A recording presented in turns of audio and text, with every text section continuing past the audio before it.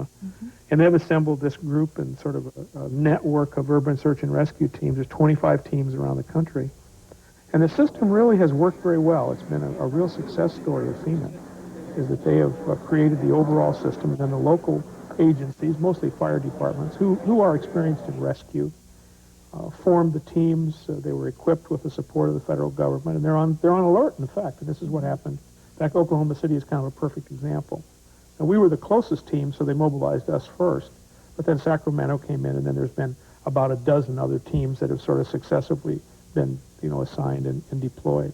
Did we do a good job in getting quickly mobilized and getting there fast? I want to say, Mary Jo, that they were flying 4.5 hours after we were alerted. So that's really pretty quick. I guess so. To pack all your stuff and load it and get it out to Luke and then reload it into an aircraft and get everybody briefed and sort of oriented and hit the road. Draw us a picture of what happened when you first landed in Oklahoma City and what happened. Well, when we first got there, we had already contacted the Oklahoma City Fire Department. In fact, there's a long-standing history between the Oklahoma Fire Service and the Phoenix Fire Department. So we sent a fax indicating that we had been mobilized, and they had indicated to us also where they wanted us to report. So we went from the airport to Fire Administration, and from there we went on up to the command post area. We looked around the command post for a while, talked to the people there. Steve wanted to go up to the site, and he can talk about that, matter of fact, in just a second. And what we began to do was try to get a picture of not only what was happening, but what was the current status of what was going on, and really, what did the Oklahoma City Fire Department need at the time. What was the scene like? Was it total chaos, or was it organized at that time? It was organized. When we walked into this, we had a command structure that we were familiar with, terminology that we were familiar with, and this is what the Oklahoma City Fire Department brought to that. They had it organized. They had their people working on the pile. Construction workers were there with heavy equipment doing the things they needed to do. And basically what we asked them is, here's what an urban search and rescue team can do. Here's the number of people. Here's the cache of equipment. Where do you and the community want us to go to work first? And the assignment they tasked us with was to start in the area of the nursery. We've talked to him several times. Last time was at 1 o'clock this morning, our time. He says physically they're doing well. They don't have a whole lot of time to think, but that the work is pretty grim.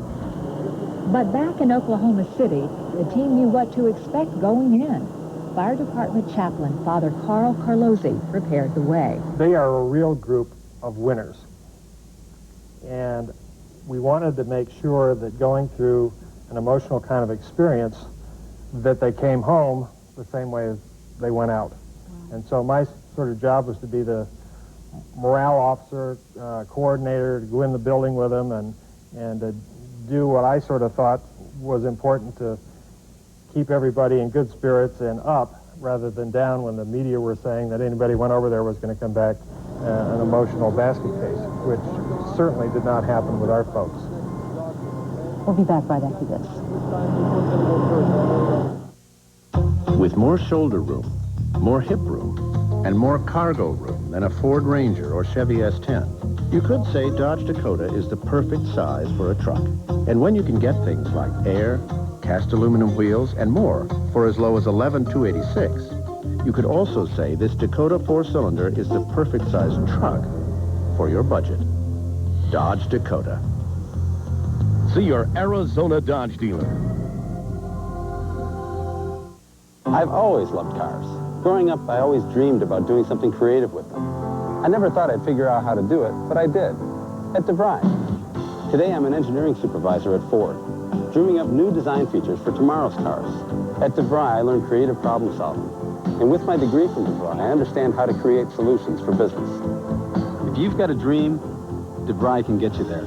For a higher degree of success, call DeVry, 1-800-247-7800. Take a breath. Notice anything? Well, if you happen to have a Tic Tac in your mouth, you would. You notice your breath tastes fresh. And people around you would notice your fresh breath, too. Can you breathe without a Tic Tac? Of course. But I wouldn't recommend it. Many Italian classics last for centuries. Some last less than a minute. Rocher and Moncherie, luscious milk chocolates with hazelnut from Ferrero. Mitsubishi, the Valley's low payment leader. Mirage, $149 a month. $149 a month for the totally redesigned 1995 Mitsubishi Mirage S. $149 a month for ice-cold air conditioning. $149 a month for Mirage. No, it's not a lease. You own it for $149 a month. And every credit application will be accepted. Mirage, $149 a month, but only till May 1st and only at Mesa, Belrose, Glendale, Scottsdale, and Camelback. Your Metro Mitsubishi team dealers. Actually, the top deck up there. It was overwhelming. I mean, there's nothing in our training that could have ever prepared us for the magnitude of this, but my thoughts, of course, because of my position was, you know, how are we going to develop a plan to go through this and get the job done? What we attempted to do specifically was do a real quick, hasty, what we call a primary search.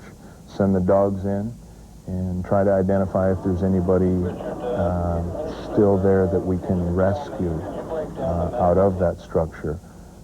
So our specific tactics were to search initially, rescue anybody that we could, and then develop a plan for going and recovering the rest of the victims later. Also providing support was the team to work out a logistical nightmare. I told our chiefs I'm going to ask for $1.50 an hour babysitting fee because our logistic team, we're basically the main support unit for the team. Our job is to get them there, get them bedded down, get them fed, get them clothed, get them equipped, get them out to the site, and take care of them.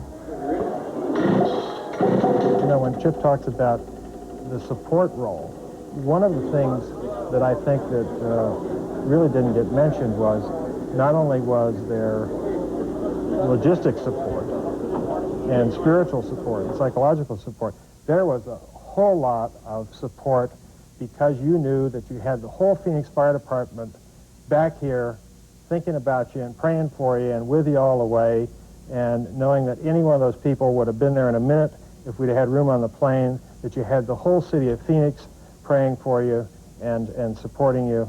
And this was a total Phoenix operation.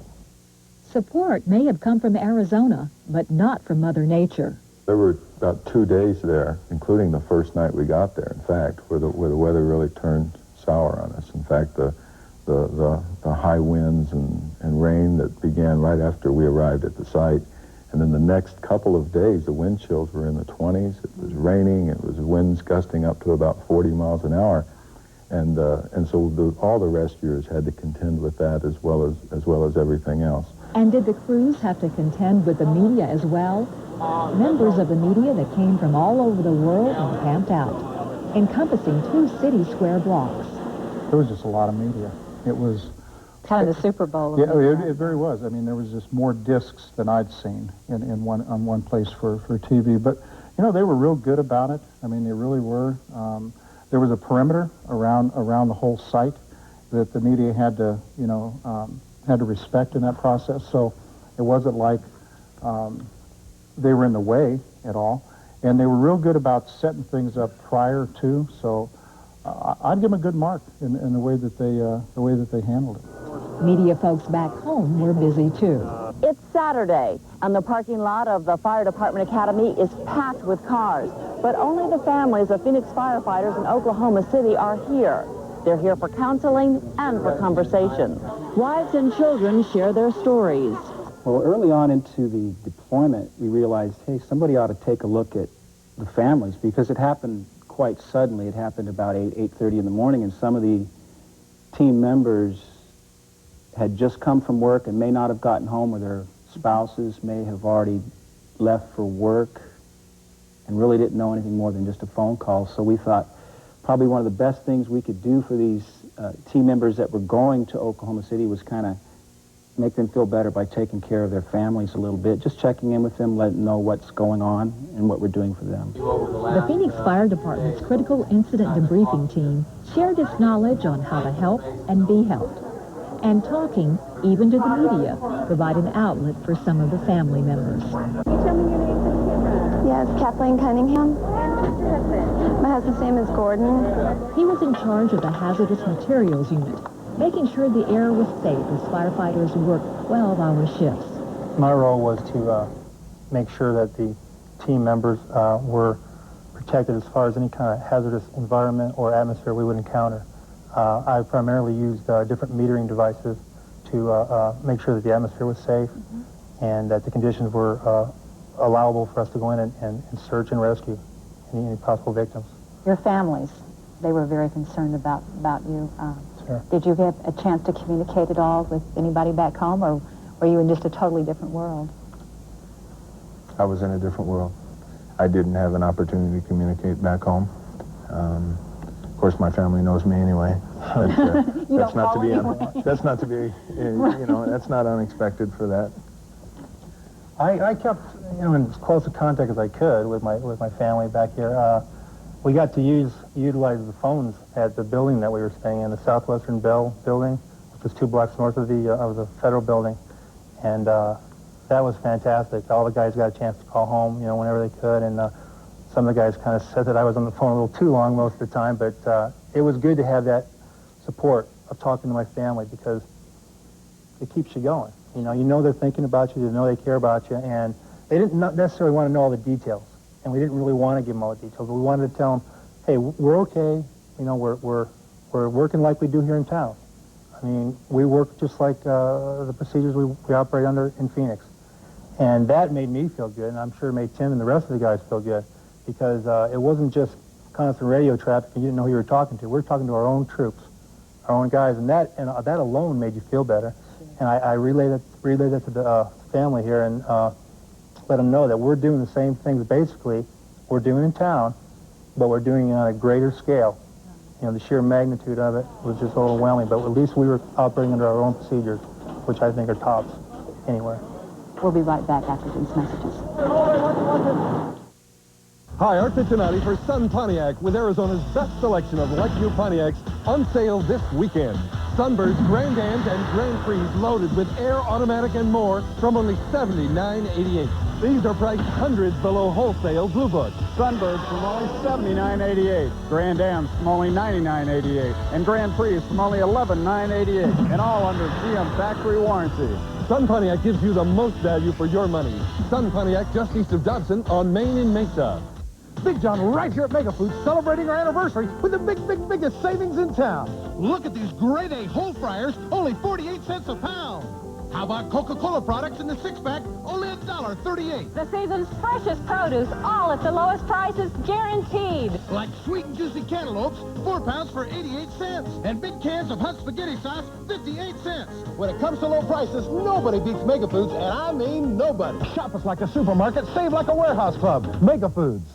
If you're concerned about getting rid of weeds this way, try a better way. I'm Jim Martindale, here to introduce you to the Weed Popper. Place the Weed Popper next to a weed, step down, and the weed pops right out. The Weed Popper pulls weeds without kneeling, bending, and without chemicals that may be dangerous to our groundwater supply. The Weed Popper, with its 100% lifetime guarantee, pops weeds out as easy as 1, 2, 3.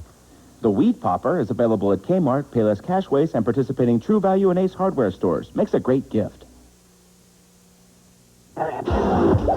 We're Just for Feet, the world's largest athletic shoe store. This week, it's trade-in days. Trade in any pair of athletic shoes and receive $5, $10, or even $15 off your new shoe purchase. A $5 trade on a $25 shoe value, $10 on a $50 shoe value, and $15 on a $75 or more shoe value during trade-in days. So it's out with the old and on with the new. This week at Just for Feet, where your 13th pair is free. The crew could use some guardian angels back home and in the building, because the 8th and 9th floors were hanging by what seemed to be threads in the wind. With regards to going out on the edge, the biggest problem was when the floors had collapsed, it pulled the steel out from underneath the floors. So it no longer had the tensile strength that concrete has. And putting folks out on the edge, I was very concerned that the concrete was just going to give way underneath them. So I talked with all the squad leaders, and we had a specific plan for how we were going to secure our personnel that would be out on the edge, and we had a backup plan in case things went wrong, in case the concrete fell out from underneath them. And we had a couple of rapid intervention crews on each floor that were specifically there in case there was an accident. Their primary responsibility was to deal with that accident. They were standing by in the ready mode in case there was any sort of a problem. So it was, yes, dangerous, it was exciting, but that's what we've been trained to do, and we went and did the job. And understand, too, that was a very necessary part of the job because crews could not work on that rubble pile down below with the threat of all that material up on top falling down on them. So it was really necessary that we get that back from the edge, all that material. When you were doing that, were the conditions, the weather conditions pretty bad at that point, or had they cleared up? Well, it seemed like there was constant wind shifts. There was 1 minute it'd be kind of calm, and then the next minute it would be blowing really hard. And a couple of times we had to pull back because of the wind. It rained several times while we were there. One entire day it rained, which made it just even tougher to locate anybody. Up in the 8th and 9th floors, yeah, when the wind was blowing, it definitely was a concern. Were you afraid? Well, I was so busy working that, I mean, I didn't really think of the fear itself, you know, the making myself afraid. I was trying to just think, okay, I got to get this stuff pulled away. So the guys down below, like Tim said, weren't going to be endangered. And I can vouch for that plan of attack because I had also been in the front of the building on the pile. So I know that looking up, thinking, are those things going to hold up there? I mean, we're talking almost the whole floor was hanging by some rebar, some steel. And you definitely didn't want that coming down. So the conditions up on the 8th and 9th floor to get those things back, you didn't think about the fear. You wanted to get that done. So other crews were down below, and they weren't going to be safe until you did that. You're stuck, and you're human. It takes another human to come do it. There's none of that that's automated in the process. So a lot of that was just really difficult, dangerous manual labor. I mean, they were taking concrete out in 5-gallon buckets and wheelbarrows. So it isn't real high-tech work, most of it. But then there's some really delicate kinds of things that they do that is truly takes a great deal of skill. No one lost their temper. And we're talking guys that were working 5 straight days on 3 to 4 hours sleep a night in very adverse conditions. You know, so it would have been real easy for the tempers to get short, for people to become impatient, start yelling at each other and stuff. I never saw that one bit. You know, it was incredible. The whole team was you know, the attitude and the spirit just never waned. You know, there were some frustrating times as far as specific rescue operations, going to work at one place, being pulled out, going to work another place, you know, bomb threats, pull out, you know, with the law enforcement agencies, you set up to work. To set up to work may take 45 minutes. To prepare to begin an operation, you're in there for 5 minutes. FBI comes up and says, hey, well, we need to secure this area. Wow. You know, so you have to withdraw and stuff like that. And that was frustrating. But as far as the interaction with other crew members, everyone was real good. What we do on the street every day here is what we carried to the scene. Yeah. So it was smooth, you know. And we feel real good about being able to take it out of town. And it worked just as well there as it did here. Makes us feel good that you can do that here as well. Something Steve just said that I think is really important is that we didn't mobilize a group of people and go do something that we have never done before. Is that what we did was an escalation, essentially, of the way we function here in Phoenix every day. And were it not for the systems we have in place here, were it not for the people who are in place in this department, and if it weren't for the just day-to-day operation of the organization, we certainly couldn't have been as successful as we think that we were over there, especially with regards to what we were asked to do by Oklahoma City. We'll be back right after this. In Arizona, there's only one primetime newscast. Arizona Prime News at 9. In-depth coverage of the day's top stories. The first look at tomorrow's weather. And the Valley's best sports coverage. Arizona Prime News, weeknights at 9 from Channel 10 News. Coverage you can count on. Take it from me. You want great fried chicken? You gotta work for it, honey. You gotta look for the biggest pieces. You got to marinate them for hours. You taking notes, honey? You gotta stand over a hot stove all day long, miss your soaps. You gotta be out of your mind. Hey, for great chicken, come to Church's and get 8 big pieces of juicy marinated chicken, all for the little price of $3.99. Gotta love that deal. Girl, he ain't no good for you. Gotta love it. When we first opened, Nissan asked me to build 8 service bays. Today, our service department measures 60 bays wide, because I don't want you to wait to get the professional service you deserve. And now you don't have to wait to find the finest used cars and trucks in Arizona. Brown & Brown has opened its new 12-acre retail auto center. Over $3 million of inventory, all at the lowest prices. Receive a minimum of $2,000 for your trade, regardless of condition. I-10 and Elliott Road, Brown & Brown's Retail Auto Center. Suns fans, now's the time to support your Phoenix Suns. If you have a mobile Channel 10 Phoenix Suns ball, keep watching Arizona Prime to win playoff tickets. The reason I watch Channel 10 is for the sports with Jude LaCava. He pretty much knows everything that's going on in the Valley. Channel 10's news is watched by more viewers than any other station in Arizona. I watch Channel 10 News because it keeps me up to date with all the local weather reports. They report the good news. Thanks to you, Channel 10 is the Valley's #1 source for news. How did Phoenix benefit from this? The residents who are watching this show, the citizens of Phoenix, from your experience up there? I think they benefited tremendously in the experience that we gained. Citizens of Phoenix, unless they had somebody, family, friends directly involved with the incident, certainly didn't have to pay the emotional price that goes along with a disaster like that. Financially, they didn't have to pay the price because the federal government picks up the tab on that. And what they gained is the experience that we got on the scene. We need to be ready because there's just a lot of screwy things that are going on out there.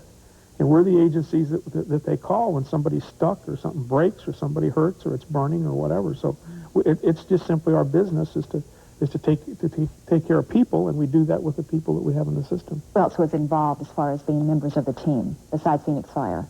Phoenix Bomb Squad. Got 2 folks from there.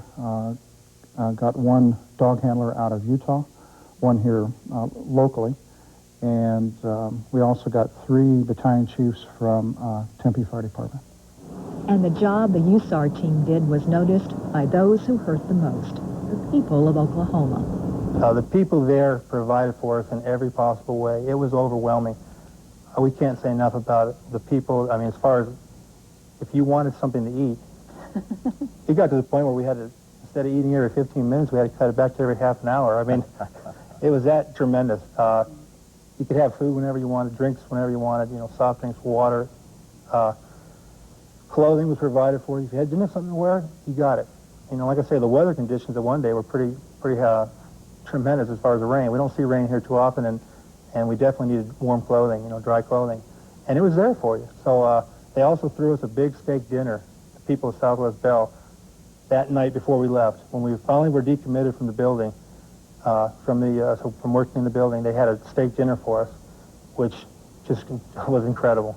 But as good as a steak may have tasted, nothing could be better than going home. And back home, anxious families wanted that homecoming to be special. Because it's getting late, it's our intent to get you home as readily as possible. We'll take you out of the buses. Please stay together as a group. And remain with us this night and forever. Amen.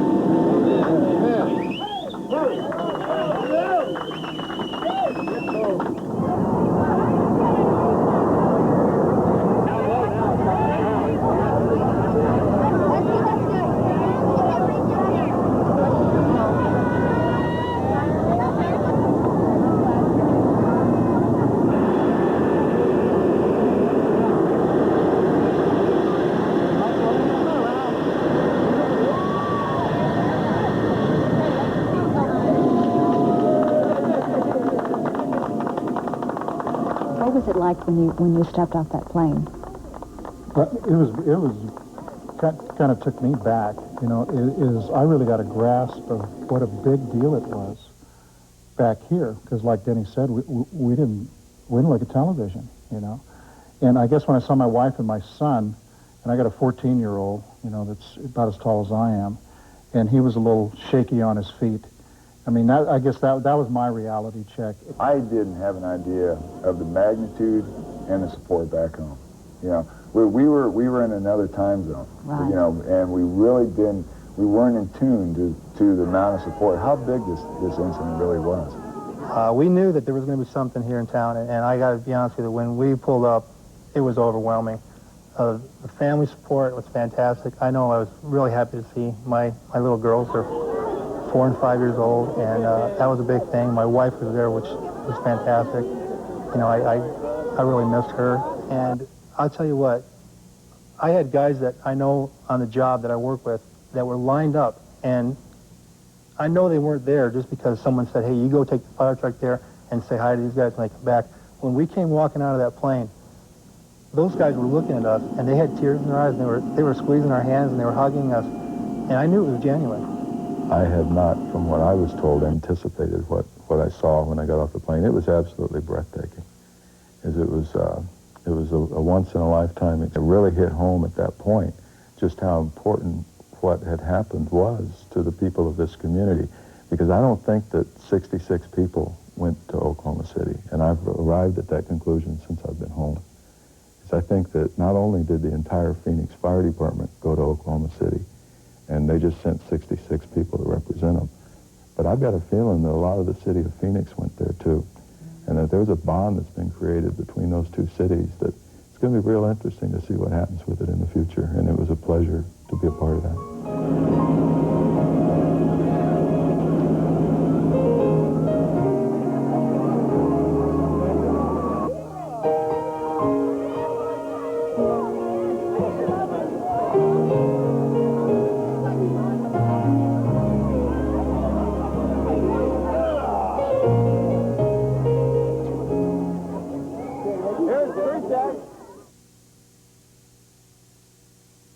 Your next vehicle will be a Mel Clayton Ford. There's simply no excuse. Bankruptcy, divorce, bad credit, no excuse. Mel Clayton's exclusive credit sale continues with 0 down on every vehicle in stock. F-150s, Explorers, Tauruses, and more. Finance up to $30,000 per vehicle. Make a deal and Mel Clayton Ford will pay off your trade no matter what you owe. There's simply no excuse why you can't drive home in a brand new Ford car or truck during the no excuse credit sale only from Mel Clayton Ford.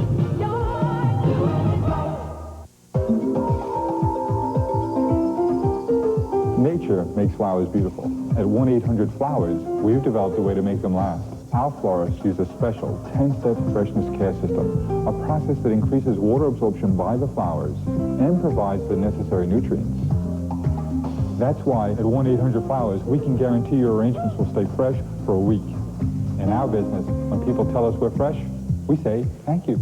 Just call our name or visit our stores. Hi, I'm Becky for BlindSmart. Do your windows look like these? Let me show you what BlindSmart can do for you. BlindSmart has Valmark vertical blinds at 70% off. Other items include wood blinds, mini blinds, pleated shades, custom shutters, and draperies.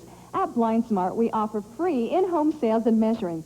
Stop by any of our 10 convenient showrooms. For the best quality and finest service, call 266-5544 for the location nearest you. Remember, if you need it covered, get it covered at BlindSmart. Channel 10 News.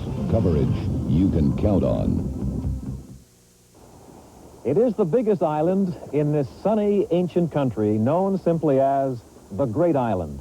The mountains soar out of the sea. The countryside is sweeping in the land of Zorba the Greek. Hello, I'm Don McGowan, and welcome to a holiday on the island of Crete.